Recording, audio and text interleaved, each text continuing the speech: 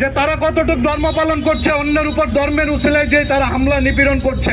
5ই আগস্টের পর থেকে সেই 32 নম্বরে বোলডোজার বাহিনীদের যে সম্মতি উৎপাদন করেছে জামাত এনসিপির নেতারা, তারই ধারাবাহিকতায় শাহ আলীর মাজারে এই হামলা। এবং শুধু তারা এখানে শুধু হামলা করতেই আসে নাই, তারা এখানে প্রাণহানি থেকে লুটপাট সবকিছুই তারা করে।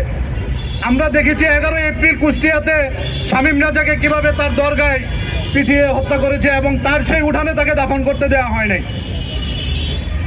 আমরা বলতে চাই, তারা যে ধর্মের উসিলায় এখানে এই নির্যাতন মত করছে, তারা তাদের এই ধর্মকে তারা কতটুকু পালন করে, তারা নিজেরাই গিয়ে দেখবেন যে শিরক জিনার সাথে ওতপ্রোতভাবে জড়িত। তারা নিজেরা প্রশ্ন করুক যে তারা কতটুকু ধর্ম পালন করছে, অন্যের উপর ধর্মের উসিলায় যে তারা হামলা নিপীড়ন করছে। সেই ইন্টেরিয়ামের আমল থেকে আমরা দেখেছি এই মবের সংস্কৃতি কিভাবে এখানে বাসা বেঁধেছে। আমরা জাহাঙ্গীরের পদত্যাগ চেয়েছি।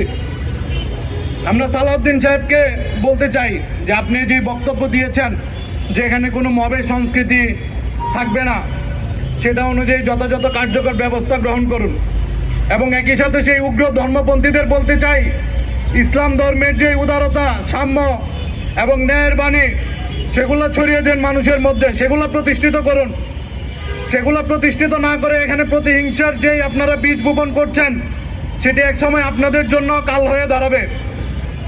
আশা করব যে বর্তমান সরকার এবং একই সাথে এই মিরপুর অঞ্চলের যেসব দায়িত্বপ্রাপ্ত পুলিশ অফিসার এবং প্রশাসন আছে, তাদের অপসারণ করা এবং একটা কমিশন গঠন করে এই যাবৎকালে এখানে যত মব সংগঠিত হয়েছে সকল মবের বিচারের আওতায় আনতে হবে।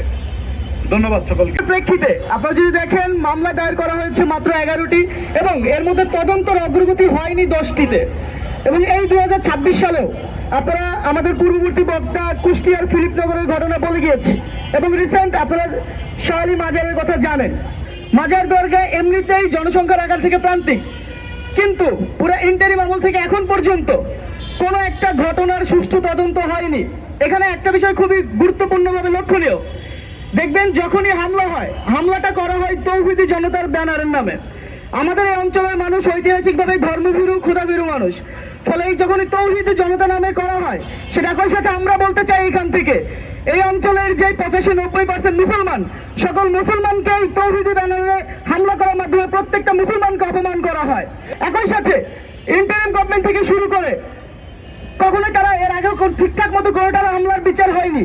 বর্তমান স্বরাষ্ট্র মন্ত্রণালয়ের কথা অলরেডি বলা হয়েছে, আমাদের পূর্ববক্তারা বলে গেছেন।